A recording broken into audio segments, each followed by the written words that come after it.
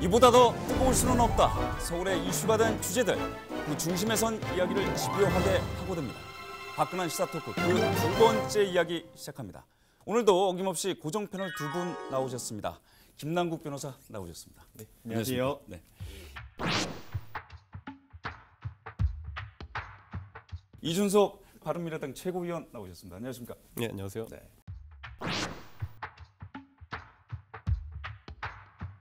화끈한 시사토크, 오늘도 서울의 핫한 주제를 들고 왔습니다. 오늘의 첫 주제는 바로 현금복지 수당입니다. 지난해 지방선거 이후 전국 자치구에는 현금복지 바람이 불고 있습니다. 이러한 현금복지 홍수 속에서 뜨거운 감자로 떠오른 수당 하나가 있습니다. 바로 서울시 중구의 어르신 공로 수당입니다. 문제는 페널티 34억 원.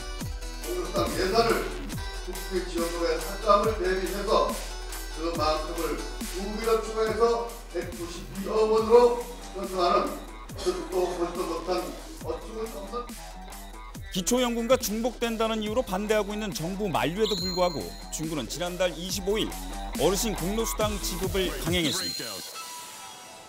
우후죽순 늘어난 자치구 현금복지, 맞춤형 복지인가 포퓰리즘인가 그 논란을 화끈한 시사 토크에서 차갑게 분석합니다.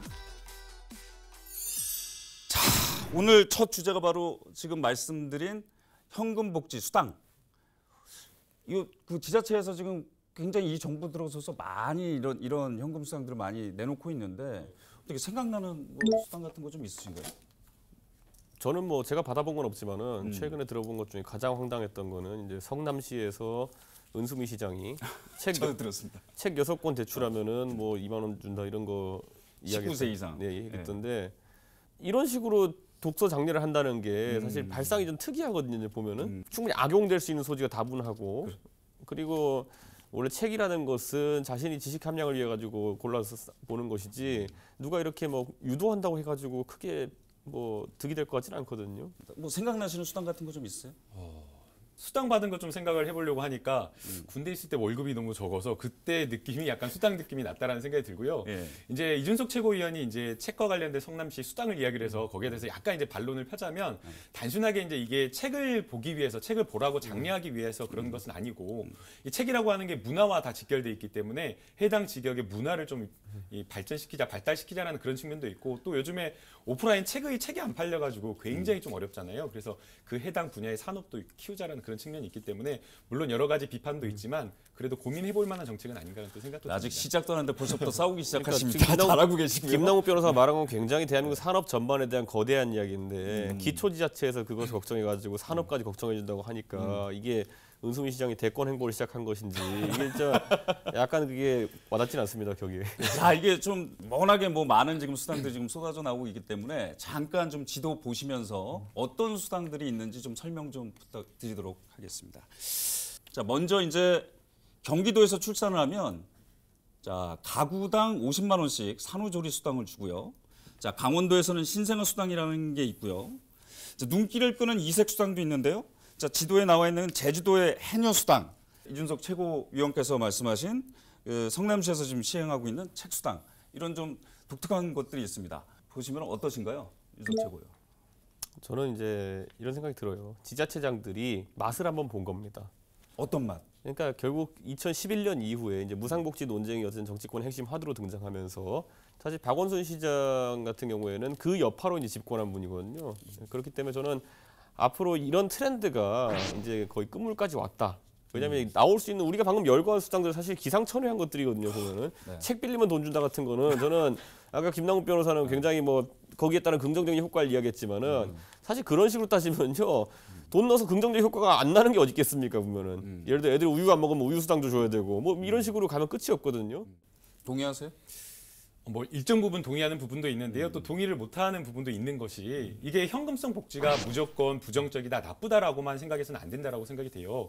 이 정부에서 그러니까 중앙정부에서 큰 여러 가지 복지 정책과 관련된 제도를 마련하면 이 큰 틀에서 마련된 정책도 실제 집행되는 단계에서는 사각지대가 발생하기 마련이거든요. 그러면은 거기에 대해서 뭔가 정말 그 사각지대를 메꾸는 맞춤형 복지 서비스를 할 수 있는 곳은 지자체 단체이기 때문에 지자체 단체에서 자율권을 가지고 자신들의 주민, 그 자치 관할권 내에 있는 주민들을 위한 맞춤형 복지 서비스를 한다라는 것 자체를 저는 반대해서는 안 된다고 보이고요. 그 과정 속에서 여러 가지 수당, 아까 말한 책 수당도 나올 수 있는 것이고, 또는 뭐 제주도 같은 경우에는 물질이 요즘에 어렵다라고 해서 해녀들이 없다라고 그러잖아요. 해녀 수당 뭐 10만 원, 20만 원 줄 수 있는 것이고, 여러 가지 단체마다 그 특성에 맞춰서 맞춤형 복지 서비스를 할 수 있기 때문에 이것이 현금을 준다고 해서 무조건 퍼주는 거다라거나 아니면 이게 나쁘다, 부정적이다라는 그런 인식은 좀 버려야 되지 않을까. 근데 김남국 변호사는 저는 서울 출신이니까 약간 차이가 있는데, 김남국 변호사는 이제 지방 출신이잖아요. 그러면 지방 같은 경우에는 보통 이제 그 재정 사정이 좀 더 열악하다 보니까 예를 들어 뭐 광주에 갔더니만은 거긴 뭐 어떤 시설 고칠 돈도 없는데 서울에서는 아니면 성남에서는 책 수당을 준다더라. 그럼 이게 상대적 위화감이 발생할 수밖에 없거든요. 근데 지금 제가 아까 우리가 언급했던 중구, 서울 중구라든지 성남시 같은 경우에는 이게 재정 자립도가 상당히 좋은 곳입니다. 성남 같은 경우에는 전국에 5개 정도밖에 없는 불교부 단체예요. 그러니까 교부금 없이도 지자체를 운영할 수 있을 정도의 단체인데, 그리고 서울 중구 같은 경우에는 다들 모르셨을 수도 있지만은 강남구보다 재정 자립도가 높아요. 그러니까 연도마다 조금씩 다르긴 하지만은 그걸 하면서 예를 들어 경기도에서 가장 재정 자립도 안 좋은 곳 중에 하나가 동두천시거든요. 그럼 동두천시에 있는 시장은 아까 말했듯이 뭐 책 읽기를 싫어해가지고 그럼 책 수당을 안 주는 것이냐, 뭐 이런 것에 접근해 봤을 때 뭐 이렇게 위화감 논쟁을 번질 수 있거든요. 그래서 복지부에서도 국가가 원래 이런 거는 좀 잉여금이 있으면 다 모아가지고 전국적으로 공평하게 시행할 수 있으면 위화감이라는 게 좀 적은데, 지금 하는 방식이라는 건요. 자, 굳이 제가 그러면 여기서 시청자분들께 한번 여쭤보고 싶은 게, 박원순 시장이 예전에 신현희 강남구청장이랑 벌였던 논쟁에서 기억하실 겁니다. 네. 강남구청이 재정 자립도가 좀 좋고 이러다 보니까 강남구 돈은 강남구가 쓸 수 있게 해달라는 주장에 대해 가지고 박원순 시장 같은 경우에는 그걸 거부했고, 실제로 그 뒤로도 재산세 공동과세 같은 걸 통해 가지고 자치구별로 좀 나눠 쓰고 있거든요. 이게 지금까지의 박원순 시장의 철학이었어요. 아니 강남구 돈 많으면 좀 나눠 쓰자, 이거였을 거예요.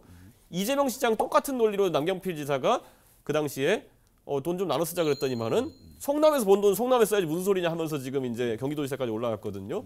저는 이 둘이 당정은 같지만은 완전 생각이 정반대예요, 지금 보면은. 그러니까 저는 어느 장단에 춤을 춰야 되는지는 명확해야 된다. 적어도 서울의 영역 안에서는 이런 좀 돈이 남으면은 좀 나눠 쓰자. 잘 사는 사람이 뭐 내가 돈 쓰는데 뭐라 그러냐 이런 거 사회적으로 그렇게 좋게 안 보잖아요. 전 지자체 간에도 그런 약간 알력이 생길 수 있다 봅니다. 갑자기 훅 치고 들어오셨는데.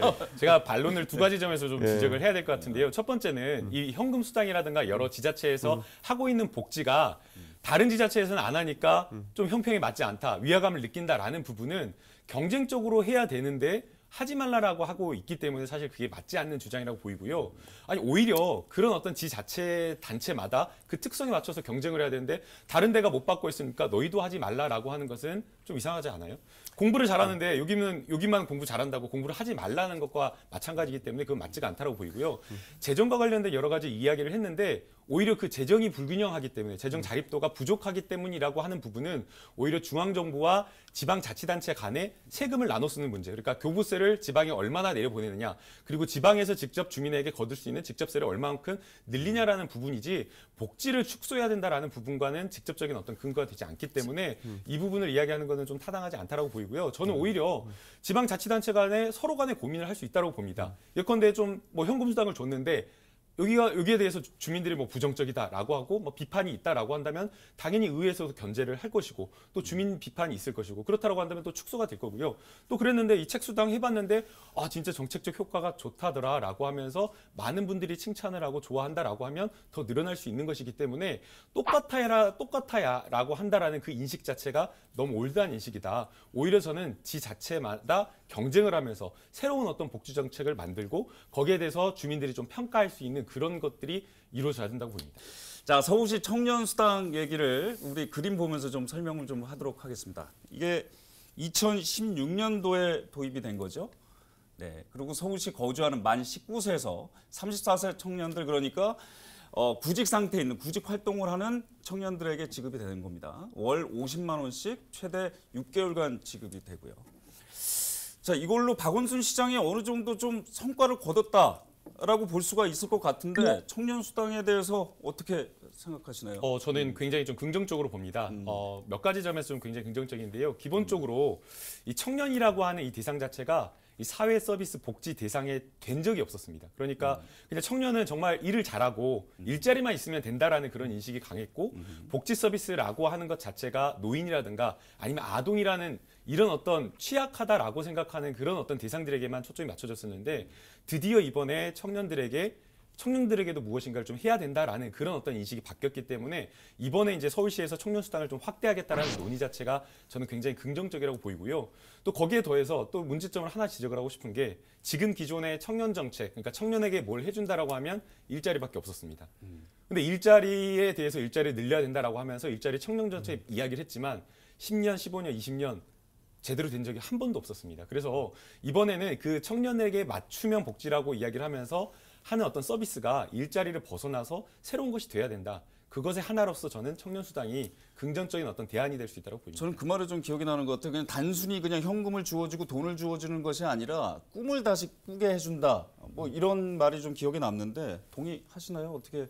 지금 실업률 또는 이제 취업률 통계에 있어가지고 저것이 주는 영향에 대해 가지고 긍정적으로 나오는 결과들이 없습니다. 지금 보면은 실제로 저것 때문에 취업했다고 하는 사람들의 통계가 나오지 않고 있어요. 그러니까 항상 하는 게 뭐냐면은 만족도 조사예요. 이런 식의 평가가 어디 있습니까? 그럼 어떻게 평가해야 된다고 생각하세요? 실제로 저것이 취업에 영향을 주었는가? 어떤 구체적인 활동 때문에 가면은 뭐 그 취업 활동에 들어가는 비용을 지출하는 것. 예를 들어 뭐 증명사진 찍는데 돈을 보탰으라 뭐 이런 얘기도 있어요. 그 안에 보면은 여기까지 있는데 그런 것들이 구체적으로 어떻게 구직 활동에 도움이 되는지를 인과관계로 풀어내야 되는데 그게 아니라 조사해야 지금 된다 보는 그 거죠. 이준석 최고위원은 이 청년 수당이 취업에 도움이 돼야 된다. 그러니까 취업 수당에 얼마나 어떻게 직접적으로 인과관계를 미쳤냐라는 그런 결과가 나와야 된다고 하는데 이 청년 수당이라고 하는 것은 약간의 어떻게 보면 기본소득 개념이 있는 거고요. 그리고 이 돈을 반드시 뭐 내가 학원비로 써야 되거나 아니면 교재 구입하거나 수업 듣는 데 쓰라고 하는 것이 아니에요. 그야말로 꿈을 찾는데 아까 앵커께서 정말 꿈을 돌려줬다라고 그런 이야기를 하셨는데 그 학생들에게 이 10만 원이라는 작은 돈, 뭐 10만 원에서 뭐 30만 원이라고 하지만 이 돈이 학생들에게 자유롭게 쓸 수 있도록 그렇게 지급할 수 있게 하기 위해서 수당으로 지급을 하는 것이고요. 반드시 이것이 뭐 취업하는 데 들어가야 되는 건 아니라고 봐요. 지금 저는요 그렇게 이제 소위 말하는 그 누가 더 꿈을 지금 찾을 수 있냐 경쟁으로 가기 시작하면요. 저는 지금 우리 방송 보고 있을 오늘 지금 호프집에 앉아가지고 영업하시는데 손님이 안 와가지고 좌절하고 계신 사장님들도 그런 돈 있으면 같이 꿈을 꾸고 싶을 거예요. 결국엔 복지라는 거는 제한된 재원을 바탕으로 어디다 할당해서 최대의 정책 효과를 내느냐로 귀결되는 거거든요. 청년에게 최대한의 정책 효과 기대할 수 있는 건 뭐냐면요. 50만 원어치 복지를 했더니만은 빠르게 취업해가지고 그걸 바탕으로 다시 사회에 그걸 돌려줄 수 있는 선순환 구조를 만드는 게 그나마 나올 수 있는 해법이에요. 누가 가가지고 50만 원 받고 탱자탱자 놀 수 있는 그런 걸 하는 게 정책적 효과를 기대하는 건 아니거든요. 저는 만약에 그런 식으로 꿈을 꾸게 그냥 이렇게 추상적인 목표로 이걸 설명한다 그러면요. 아니 추상적인 목표는 아니고요. 네. 지금까지 많은 청년 정책들이 있었지만 청년들이 와닿는 그런 정책들이 하나도 없었잖아요. 일자리와 관련된 여러 가지 교육이라든가 취업 패키지라고 하면서 많은 것들을 내놓았지만 실제 청년들이 체감할 수 있는 것들은 전혀 없었어요. 그래서 정말 이번에는 이 맞춤형 복지를 하기 위해서 이거 하나하나 맞춤형이 되지가 않잖아요. 그래서 청년들에게 자율권을 주고 그 돈만큼의 가치를 누리라고 하는 것이고요. 아까 과연 이게 10만 원에 얼마나 큰 가치가 있냐라고 말씀하셨는데 저는 굉장히 큰 가치가 있다고 생각이 돼요. 만약 지금 저희 세대 그러니까 30대 40대 직장인들에게 10만 원은 큰 돈이 물론 큰 돈이지만 큰 돈이 아닐 수 있다라고 봐요. 그러나 꿈을 꾸는 청년들, 정말 공부를 해야 되고 취업을 준비하고 자기의 어떤 사회 나가기 전에 자기의 어떤 기량과 역량을 만들어야 될 그 청년들에게는 10만 원, 20만 원이라는 돈은 너무나 무한한 가치가 있는 돈이에요. 그래서 저는 오히려 청년들에게 물어볼 거예요. 10만 원 지금 받을래? 아니면 노인 돼서 50만 원 받을래? 하면 청년들은 지금 이 돈이 꼭 필요하기 때문에 청년수당 받고 싶다라고 말할 것으로 생각이 되기 때문에 저는 이게 오히려 선순환도 되고 훨씬 더 큰 가치가 있는 돈이다라고 생각이 됩니다. 지금 서울시의 청년수당 이제 결국에 정리를 좀 해보자면 우리 김남국 변호사께서는 청년들에게 꿈을 다시 꾸게 해준다. 그래서 반드시 좀 필요하다. 우리 이준석 최고위원께서는 이거 굳이 밑 빠진 독에 물 붓기나 마찬가지 아니냐. 계속 쏟아부으면 계속 줄 수밖에 없다. 이렇게 지금 생각하시는 것 같은데요. 그렇다면 요즘 또 수당으로 굉장히 좀 핫하게 뜨거운 감자로 떠오르고 있는 것이 있습니다. 바로 중구의 어르신 공로 수당인데요. 잠깐 화면 보시면서 그림 보시면서 중구 어르신 수당이 어떤 내용인지 설명 좀 드리도록 하겠습니다. 자, 중구 어르신 공로 수당은요. 지난 2009년 그러니까 올해 1월부터 지급이 됐는데 사실은 이제 2월부터 지급이 됐습니다. 그 전에 이제 논란이 계속 있다가 그래서 2월 달에 원래는 이제 한 달에 10만 원씩 그 포인트로 집어넣는 것인데 2월 달에 20만 원에 지금 지급이 된 상태고요. 중구에 거주하고 있는 만 65세 이상, 이제 기초연금 대상자랑 기초생활수급자 대상자, 중구의 약 한 55% 정도가 이에 해당이 된다고 하는데요. 지역화폐 형태로 지급이 되게 됩니다. 자, 중구의 어르신 공로수당 어떻게 생각하시나요? 이거는 또 청년수당이랑 조금 성격은 좀 달라요. 중구라는 자치구에서 아까 말했듯이 여기는 다른 거 하나도 없어요. 지금까지 구청장들이 뭘 할래야 할 수도 없어요. 이미 땅이 들어차가지고 결국은 과거에 조선시대 때 도읍지였다는 이유만으로 지금 본사가 많이 있어가지고 이런 걸 할 수 있다는 건데 저는 이것에 대해 가지고 타 지역 구민들 같은 경우에는 어떻게 공감할 수 있겠습니까? 예? 중구는 옛날에 무학대자가 점지해준 땅이고 노원구는 그러면은 청계천에서 쫓겨난 사람들이 가서 있는 땅이기 때문에 차별받는 겁니까? 저는 이거 자체가 굉장히 위화감을 주는 발상이다. 그것만 가지고도 차별을 준다? 아 당연하죠 이거는. 아니 땅값 비싼 중구에서 못 살아가지고 노원구 온 사람들이 수당도 못 받는다?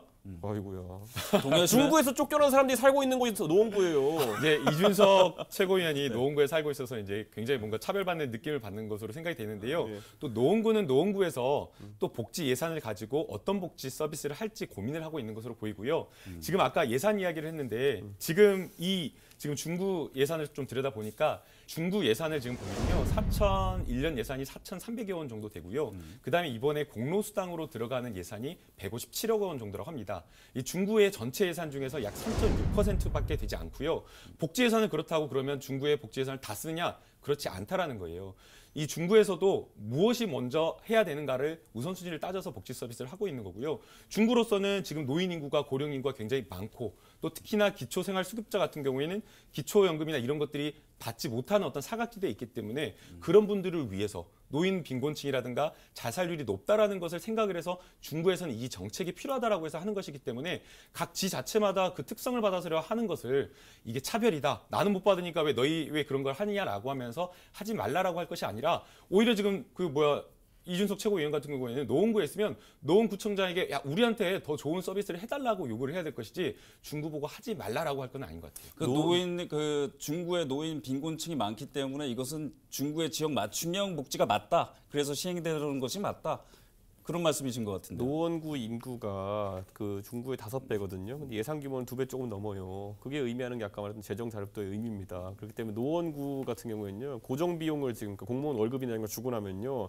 재량 예산을 쓸 수 있는 것 자체가 굉장히 적어요. 그래서 비슷한 복지를 하게 되면 그것만으로 파산입니다.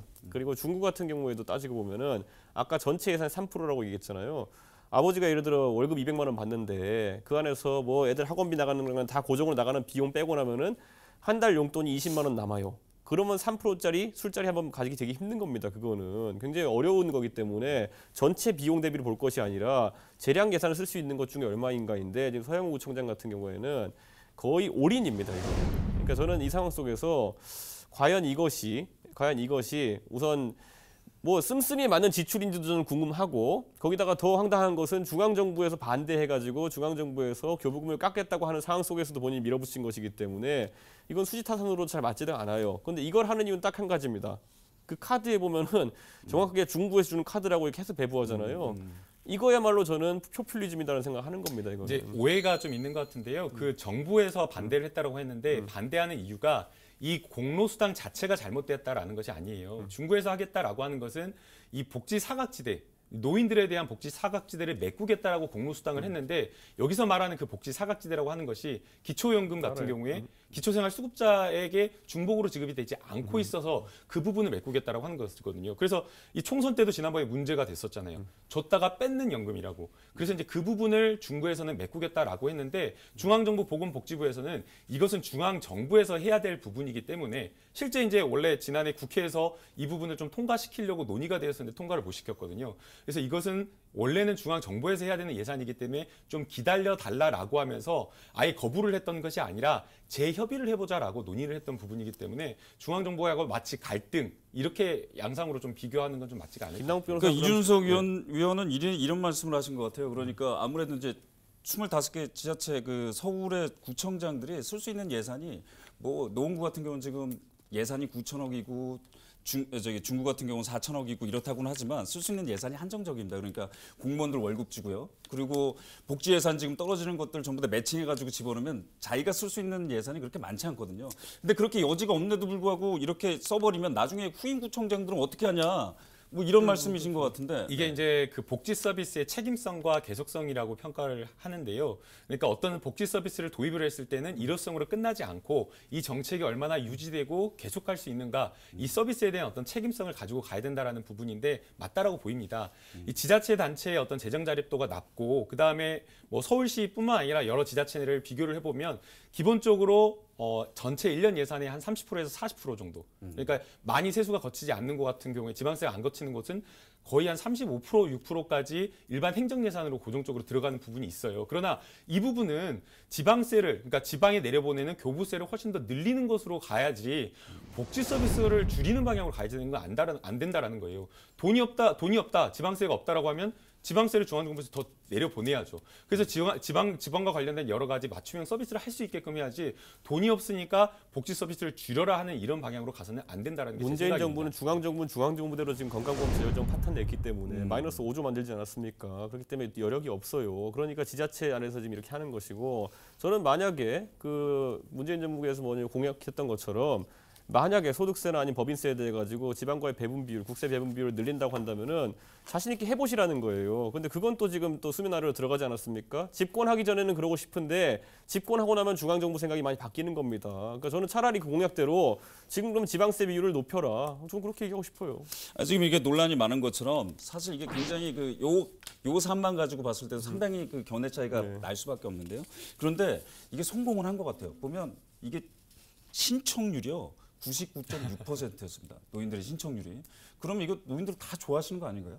그러니까 지금 상황 속에서 아까 그러니까 저는 이런 식의 복지를 하려면은 국민들한테 이렇게는 설명할 수 있어야 된다고 생각해요. 최소한 뭐냐면은 아까 말했듯이 중부가 최근에 어떠한 수익 사업을 해서 또는 어떠한 일을 통해 가지고 세수가 150억 정도 증대됐습니다. 근데 그 중에 150억을 국민들에게 돌려드리기 가지고 이런 사업을 합니다. 그럼 맞아 떨어지는 거예요. 그러니까 지금 이제 이준석 동의하시나요? 최고위원은 네. 내가 돈이 늘어야지 새로운 것이 무엇인가 할 수 있다고 하는데 꼭 그렇지 않아요. 예산을 보게 되면 복지 예산이 한 20% 이상 정도, 20% 초반 정도가 잡혀 있는데 그 복지 예산 중에 어디에다가 배분해서 어디에 쓸 것인가는 중구청에서 논의를 하는 겁니다. 그런데 그게 왜 돈을 벌어야지 너희가 돈도 없는데 그렇게 하냐라고 하는 것은 타당한 지적이 아니라고 보고요.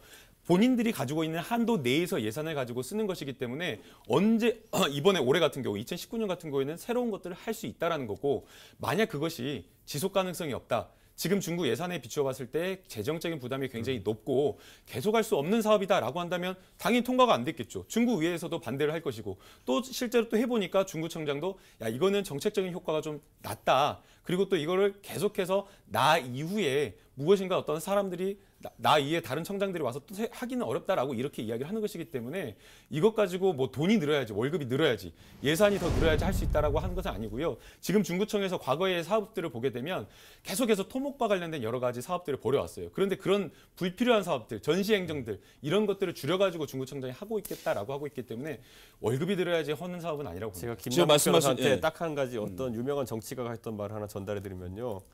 증세형 복지는 허구입니다. 자, 지금 말씀하신 것처럼 그 서영욱 청장이 사실은 그 지방선거 작년에 6월달 지방선거를 치르고 나서 11월달에 이거를 발표를 해요. 올해부터 이거를 하겠다라고 발표를 했는데 바로 시행을 못했어요. 그러니까 1월달부터 바로 시행을 못한 게 복지부에서 이거 반대를 했단 말이죠. 이게 기초연금이랑 부딪히는 부분이 많다. 기초연금이랑 중복된다. 근데 서영욱 청장은 아니다. 이건 지역 맞춤형 복지다. 이렇게 얘기하고 있는데 이런 부분에 대해서는 어떻게 생각하시나요? 논란을 만드는 거죠. 정부와 갈등을 가지는 모양새라는 거. 과거에 물론 여야로 갈리긴 했지만은 이재명 시장이 한번 성공적인 전략으로 입증하지 않았습니까? 그리고 우리가 서울시 구청장에서 지난 지방자치 임기 때 기억나는 사람 신현희 구청장밖에 없거든요. 대부분의 사람들이. 그 왜냐하면 대입각을 세우면 됩니다. 그렇기 때문에 저는 이런 논란 자체도 우선 서영욱 구청장 입장에서는 아주 반가운 그런 논란일 테고요. 노이즈 마케팅이다. 예, 그리고 그럼 포퓰리즘이라고 보시는 건가요? 저는 지금 시점에서는 서영욱 구청장도 어쨌든 정치인 아니겠습니까? 그러다 보니까 저는 그게 맞는 목적에 맞는 그런 행동을 하고 있다라고 보이는 거고요. 다만 저는 정부에서도 말로 이렇게 지나갈 것이 아니라 아주 강한 규제 수단을 좀 보여줘야 되는 것이 제가 아까 말했듯이 이 정책은 지자체 간에 상당한 위화감을 유발할 가능성이 있습니다. 그리고 이게 서양구청장은 끝이 아닐 겁니다. 만약에 이렇게 정부와 각을 세워가지고 노이즈를 만든 다음에 본인이 정치적 이득을 취하고 또 정부가 또 적극적인 규제를 하지 않는다라는 인식이 생기게 되면은 다른 재정 상황이 좋은 지자체들도 비슷한 이벤트를 많이 벌일 겁니다. 갈수록. 노이즈 마케팅이라고 말씀하셨단 말이죠. 동의하시나요? 동의를 하지 않습니다. 이게 정부 보건복지부와 이제 중구청에서 협의를 하고 이 갈등 양상을 보이고 있는 것은 마치 이제 갈등처럼 보이지만 협의를 하라는 겁니다. 사회보장 기본법을 보게 되면 이 26조에 여러 가지 사회보장과 관련된 정책이나 제도를 새롭게 도입을 할 때에는 중앙자치단체에서 하고 있는 것과 중복되는 것은 아닌지 아니면 예산상 낭비가 있는 것은 아닌지 이런 것들을 조정하고 협의를 하라라고 하는 것이고요. 그 과정에서 협의를 통해서 하는 것이지 이게 마치 무슨 어떤 본인의 어떤 정치적인 야욕이라든가 정치적 논란을 만들어가지고 크기 위해서 그런 것은 아닙니다. 서울시에 저는 이 말을 한 게 자치구의 특성이라는 말이 서울시 안에서는 굉장히 의미가 없는 말인 게 제가 항상 생각하지만은 제가 노원구 살지만은 상계동 옆에 도봉구 쌍문동이 있잖아요. 상계동에 사는 이준석과 쌍문동에 사는 고길동 둘리 가족은 전혀 삶의 그 영역이 다르지가 않아요. 실제 다른 건 구청장 이름만 다른 것이지 실제 생활권도 비슷해요. 근데 그 안에서 어떤 중구의 특성이 있어가지고 예를 들어 밑에 용산구나 아니면 옆에 성동구와 다른 정책을 해야 된다는 것인지. 아까 그 다른 거는 이준석 최고위원이 말씀해 주셨잖아요. 무학대사. 그렇죠. 무학대사 덕분에 그러니까 그렇게 된 거예요. 바로 그 점이라는 거예요. 네. 지 자체마다 경제적 다리도 다르고 위치도 지역적 특색도 다르고 인구 밀도도 다르고 다 다르다는 거예요. 그러니까 돈 많은 것도 능력이다 이거 아니에요 지금 보면은. 아까 이제 여러 가지 복지 서비스에 대한 위화감을 느낀다라고 했는데 그러면 그 자치단체도 거기에 맞추면 남들이 부러워할 수 있는 정책을 하라는 것이지 하지 말라라고 하지 말라는 거예요. 그러니까 정유라가 했던 말이 맞는 거잖아요. 돈 많은 것도 능력이다. 난 내 마음대로 살겠다 이거 아니에요. 그렇게 비판하면 안 되죠. 네. 아니 지방 자치단체가 가지고 있는 재정 현안을 그 현안 안에서 돈을 쓰는 거잖아요. 그러면 정유라도 남의 돈 쓴 거지 자기 돈 쓴 거잖아요. 잠시만. 가만 내버려두면 여기 뭐 날라다니겠습니다. 자 여기서 좀 짚고 넘어갈게. 그럼 요거 하나만 좀 짚고 넘어갈게요. 지금 복지부에서는요. 이게 이제 그 기초연금이랑 비슷한 유사한 수당이라고 보고 있기 때문에 기초연금법 시행령 23조 4항에 따르면 유사수당 지급 시에는 정부 부담금 그러니까 기초연금에서 10%를 삭감해서 줄 수 있다 이렇게 지금 규정이 돼 있어서 페널티 얘기가 있거든요. 아까 전에 예산을 지금 156억 정도라고 말씀하셨는데 원래 책정된 예산이 지금 192억입니다. 거기 34억, 36억이 녹아 들어가 있는 거거든요. 페널티가. 이 부분은 어떻게 생각하세요? 저는 그게 아까 말했듯이 그 서양호 구청장 약간 노이즈 마케팅이 아니라고 주장하셨는데 제 생각에 노이즈는 동의할 것 같고 마케팅에 동의 안 할 것 같은데 그 노이즈 값입니다. 비판의 가장 큰 지점이 논리적이기보다는 좀 감정적이다라는 생각이 들어요. 그러니까 똑같아야 되는데 왜 우리가 똑같이 뭔가를 혜택을 받아야 되는데 왜 다르냐라고 이야기를 하는 분이 많은 것 같은데 실제로는 다를 수밖에 없고 다르는 것이 정당하다라고 봅니다. 근데 이래서 그 타 구청에서는 이미 뭐 아우성이 좀 나오고 있습니다. 최근에 이제 정원호 구청장이 인터뷰를 한 내용인데요. 그 기사 한 일간지의 기사 제목입니다. 현금복지 경쟁 그만 여당 구청장의 분노. 이게 제목이 좀 격하긴 한데 그 내용을 실상을 보면 약간 울분 같은 게 좀 섞여 있습니다. 이게 사실 신당동에 이게 한진 그랑빌이라는 아파트가 있습니다. 그게 총 이제 4개 동으로 돼 있거든요. 101동, 102동, 103동, 104동. 근데 102동부터 104동까지는 중구예요. 근데 101동은 성동구입니다. 이게 아마 재개발할 당시에 편입이 안 된 모양이에요. 중구로.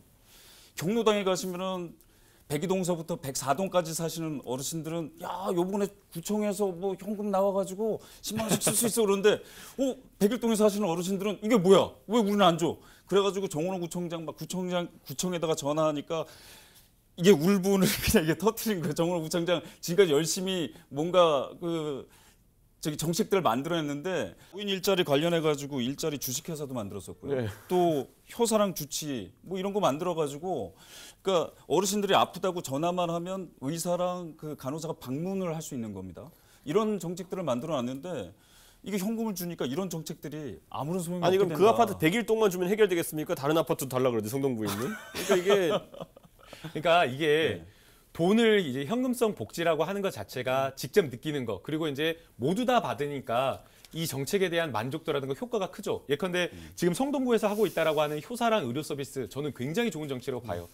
찾아가기 어려운 굉장히 거동이 불편한 노인들에게 직접 찾아가는 의료 서비스를 하기 때문에 일자리도 만들어지고 여러 가지 긍정적인 측면이 있다고 봐요. 그러나 이것은 아픈 사람들만 서비스를 받고 실제 일을 하시는 분들, 그 일자리 혜택을 받는 분들만 복지 서비스를 느끼기 때문에 이 정책적인 만족도라든가 효과 측면에서 낮은 측면이 있다고 봐요. 그러나 이 지금 송동구청장이 다른 구청에 여러 가지 현금 복지와 관련되어서 비판을 받는다고 해서 비난을 받는다고 해서 울분을 토하고 막 인터뷰를 통해 가지고 현금 복지를 그만둬라라고 할 것이 아니라 그 비판을 감수하면서 본인의 철학이 현금 복지를 안 하겠다라는 거잖아요.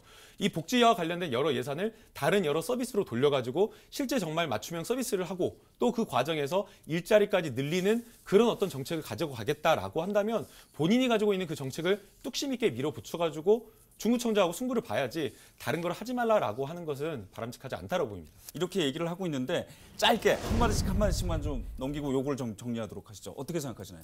네, 이제 현금성 복지에 대해서 실제 서비스를 받는 사람의 만족도는 굉장히 큽니다. 그리고 저도 이게 이루어져야 된다고 하는 것이 아무리 중앙정부에서 많은 복지 정책을 내놓는다고 하더라도 개인이 그 서비스를 받지 못하는 경우도 많고요.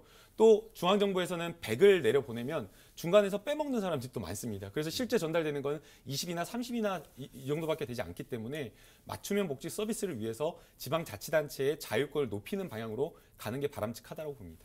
저는 그렇게 하려고 하면 아까 말했던 것처럼 문재인 정부가 처음 시작할 때처럼 지방자치를 위한 지방세 분의 증가를 실제적으로 이뤄나가기 위한 노력들을 하든지 지금 보면 자치경찰제 말고 지금 그런 지방자치 공약 중에서 나오는 거 별로 없어요. 그러니까 그 세수 부분이 있어가지고 국세를 포기해가면서 지방세로 밀어줄 수 있겠느냐. 이게 지금까지 문재인 정부가 집권 전에 했던 말들에 대해서 약속을 지키는지 안 지키는지 여부고요. 그게 실현되기 전까지는 지금 나오는 모든 것들 왜냐?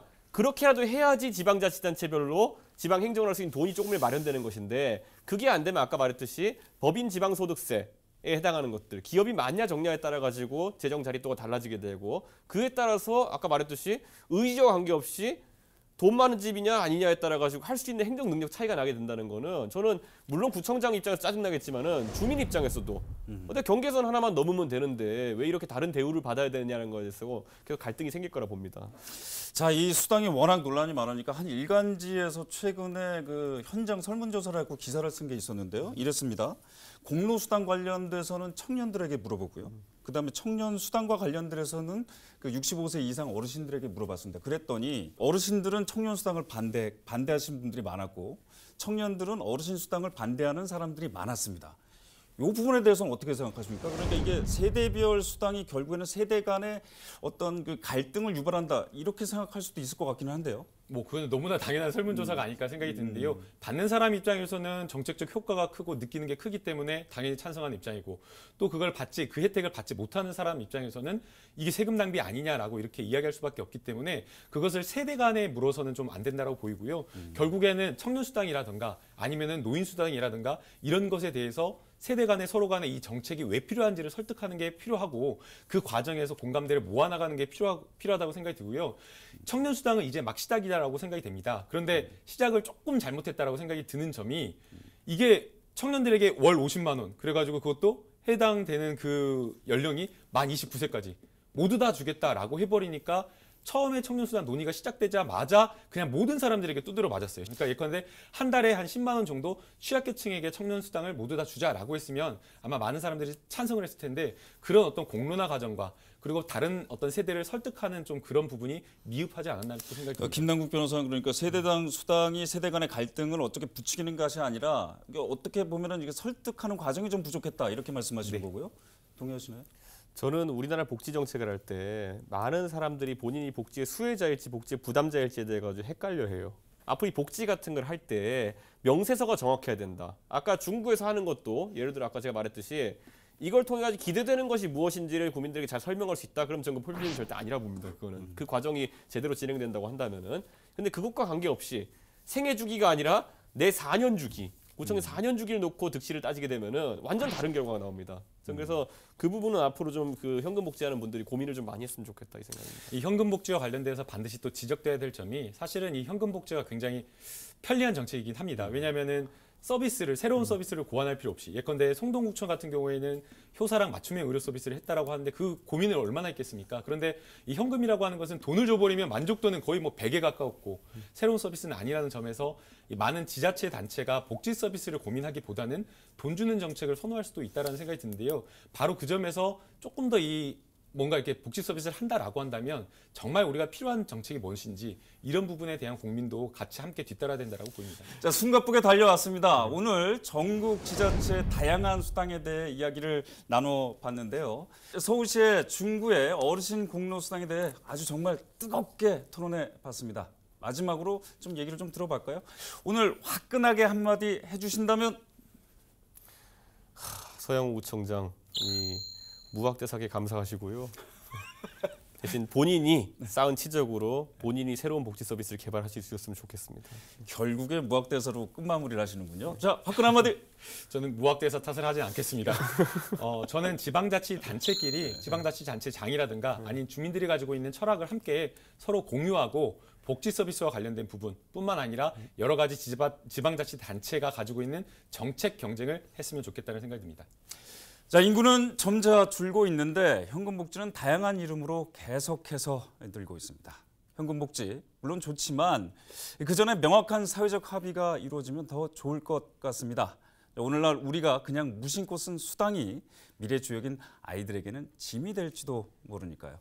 오늘 화끈한 토론 순서는 여기서 마치고요. 다음 주에 더욱더 치열한 주제로 찾아오겠습니다.